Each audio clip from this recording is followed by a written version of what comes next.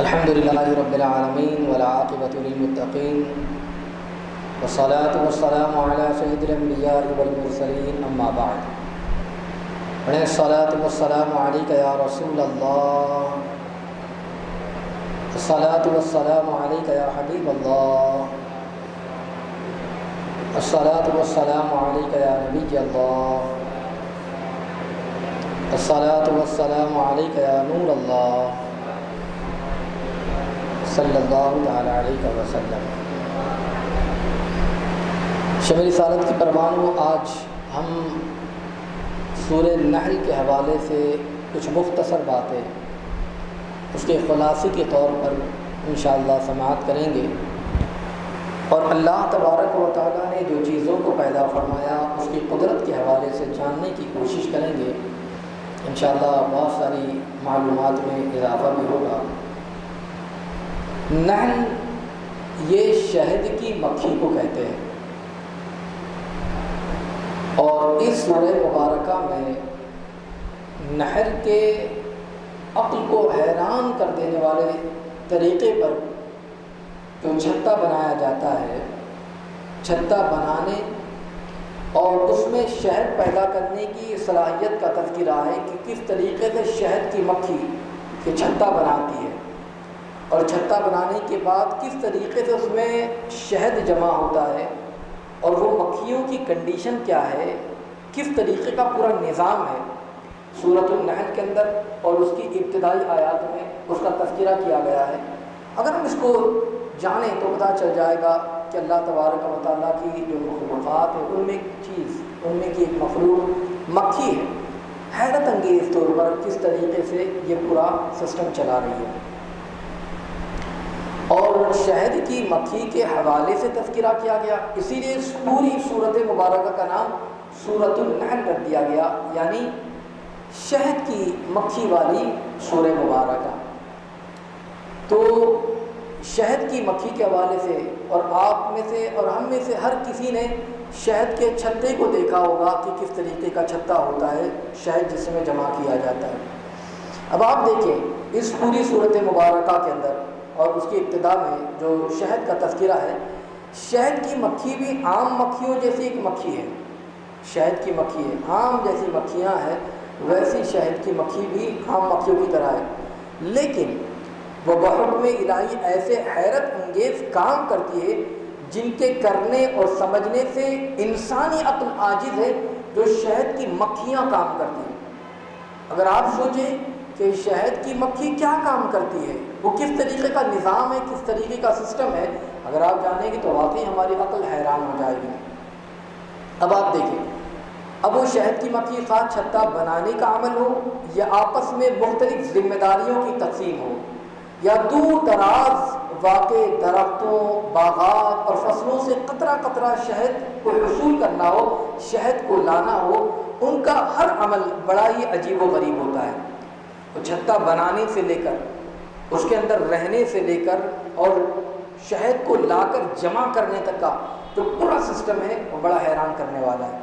ان کے بنائے ہوئے چھتے میں 20 سے 30 ہزار تک خانے ہوتے ہیں۔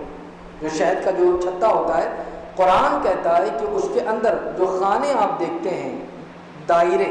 وہ تقریباً کم و بیش 20,000 سے 30,000 تک اس کے اندر خانے ہوتے ہیں،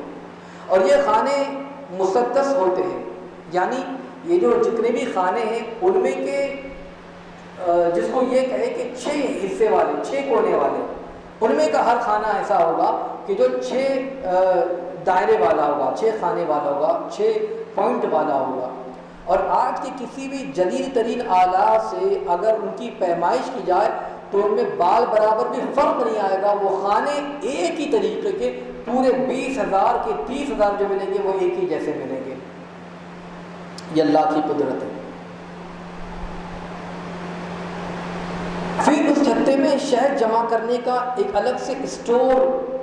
روم جسے کہہ لیں، گودام کہہ لیں، شہد کے چھتے کے اندر ایک الگ سے اسٹور بنا ہوا ہے، گودام بنا ہوا ہے۔ بچے جننے کے لیے ایک الگ سے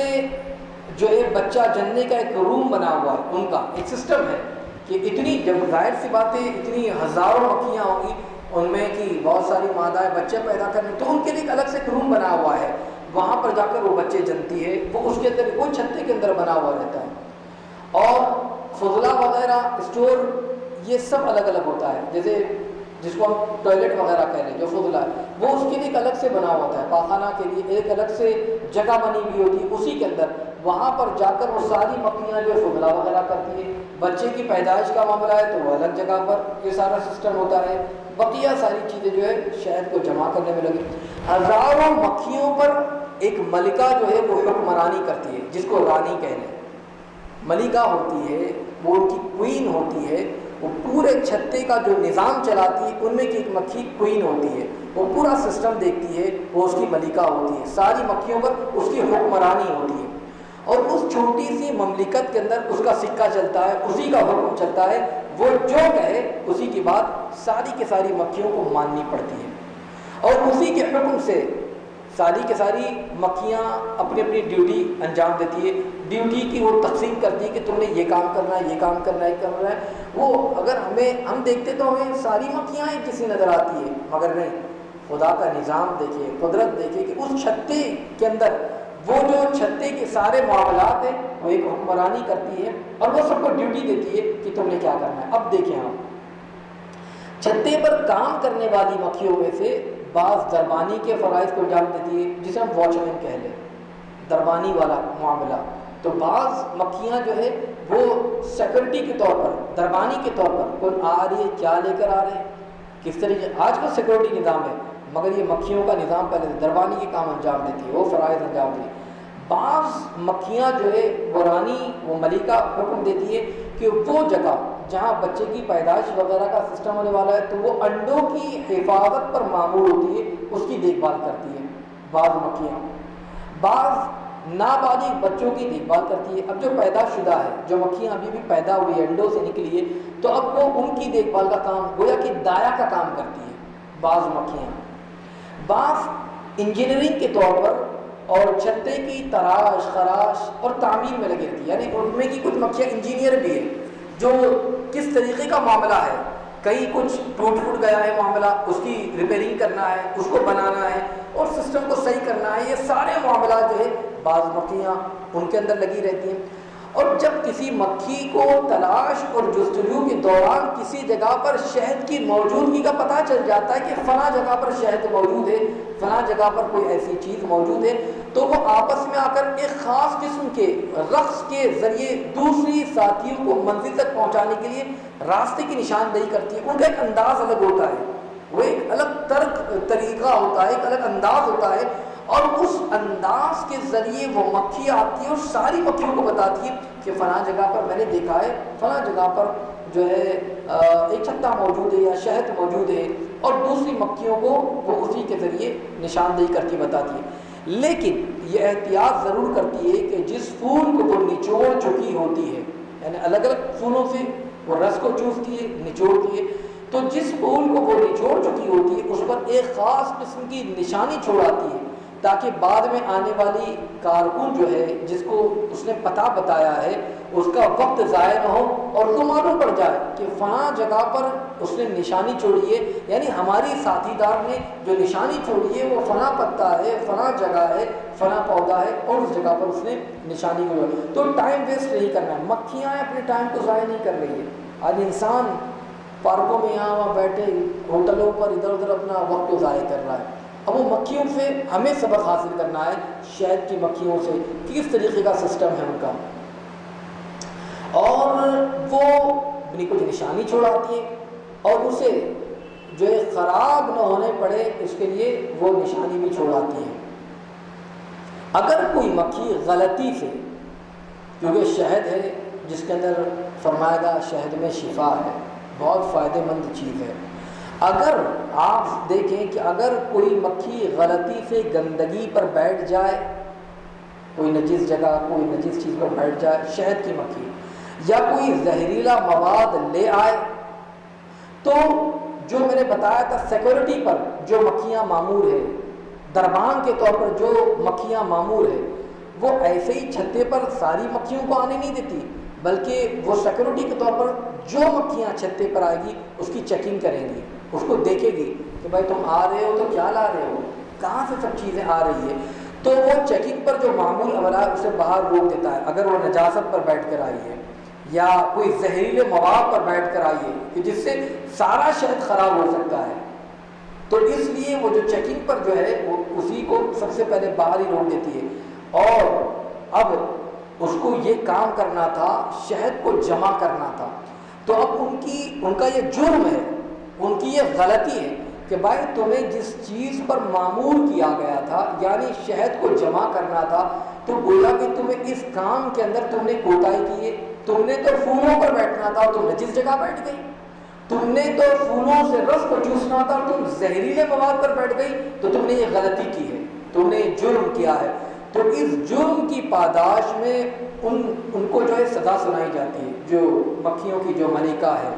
اور اس جرم کی سزا کے طور پر ان مکھیوں کو قتل کر دیا جاتا ہے۔ مگر زہریلے مواد والے یا نجس جگہ بیٹھنے والی مکھیوں کو آنے نہیں دیا جاتا،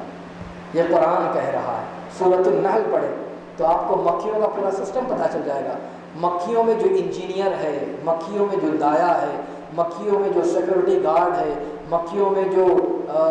بچوں کی پیدائش کا جو مرحلہ ہے، جو انڈوں کی دیکھ بھال پر معمور ہے، جو مرمت کے کام پر ہے، جو ان کی ملکہ ہے، اور ان کے جو گھر ہے، گھر کی جو ڈیزائن ہے، سب کے سب ایک طریقے کی، وہ سارا سسٹم آپ کو قرآن بتاتا ہے، اور قرآن اس چیز کے حوالے سے ہمیں آگاہ کر رہا ہے۔ تو گویا کہ مکھیوں کو قتل کر دیا جاتا ہے جرم کے پاداش میں۔ الغرض شہد کی مکھی کے عجائبات سن کر آپ حیران ہو جائیں گے، کاش انسان مکھی ہی سے کچھ عبرت حاصل کر لیتا اور دوا یا خوراک کے نام پر جو ہے زہر کھلانے سے بعد آ جاتا۔ وہ زہریلے مواد پر اگر بیٹھ جائے تو اسے چھتے میں آنے نہیں دیا جاتا، قتل کر دیا جاتا ہے۔ آج تو خوراک کے نام پر اسی میں زہر بھرا جاتا ہے، پوائزن بھرا جاتا ہے، کیمیکل بھرا جاتا ہے، اور بازاروں کے اندر، مارکیٹ کے اندر عام طور پر اسے بیچا جاتا ہے، بلکہ مہنگی قیمتوں میں فروخت کیا جاتا ہے۔ قرآن نے مکھیوں کے اس سسٹم کو بتایا، کاش انسان قرآن کا مطالعہ کرے اور پھر اس کے بعد مکھیوں کے اس سسٹم کو دیکھنے کے بعد اپنے اندر بیداری پیدا کرے کہ کیا وہ ہمیں بھی ایسا کام کرنا چاہیے، بلکہ خدا را اس سے باز آ جانا چاہیے، اور اگر کوئی ایسا واقعی جرم کرتا ہے تو اس کو جرم کی سزا دی جائے تاکہ آئندہ سے وہ ایک کام نہ کرے۔ تو مکھیوں کے حوالے سے سورۃ النحل کی ابتدائی آیات کے اندر اس چیز کا تذکرہ کیا گیا۔ پھر اس صورت مبارکہ میں اللہ تعالیٰ نے بہت سی نعمتوں کا تذکرہ فرمایا، اس لیے اس صورت کو سورۃ النعم بھی کہا جاتا ہے۔ اب جو نعمتوں کا تذکرہ ہے شہد کے بعد، بہت ساری نعمتیں یک بعد دیگر انشاءاللہ آپ کل بھی کچھ نعمتوں کا، اللہ نے جو نعمتیں عطا فرمائی انسانوں کو، وہ نعمتیں کیسی ہیں، اور حیرت انگیز طور پر اللہ نے جو انسانوں کو نعمتیں دی ہے، آپ اس کو انشاءاللہ کل سماعت کریں گے اور اپنی معلومات میں اضافہ کریں گے تو انشاءاللہ آپ کو معلوم ہو جائے گا کہ اللہ نے جو نعمتیں عطا فرمائی اور انسانوں پر کرم فرمایا ہے، یہ انسانوں کے لیے جو نعمتیں کی گئی ہے، مگر ہماری ذمہ داری ہے کہ ساری چیزیں ہمارے لیے بنائی گئی ہے اور ہمیں رب کی بندگی کے لیے پیدا کیا گیا ہے، اس لیے اللہ کی عبادت کریں، اس کی بندگی کریں۔ اللہ رب العزت کی بارگاہ میں دعا ہے کہ مولا تعالیٰ ہم تمام کو عمل کی توفیق عطا فرمائے، گناہوں سے نفرت، نیکیوں سے محبت عطا فرمائے، قرآن مقدس کو پڑھنے، سمجھنے، سننے، سیکھنے، سمجھانے کی توفیق عطا فرمائے، عمل کی توفیق عطا فرمائے، مولا کی عبادت و بندگی کرنے کی توفیق عطا فرمائے، ایمان پر رکھے، ایمان پر خاتمہ نصیب فرمائے۔ استغفر اللہ العظیم الذی لا الہ الا هو الحی القیوم واتوب الیہ وما علینا الا البلاغ المبین۔ السلام علیکم ورحمۃ اللہ۔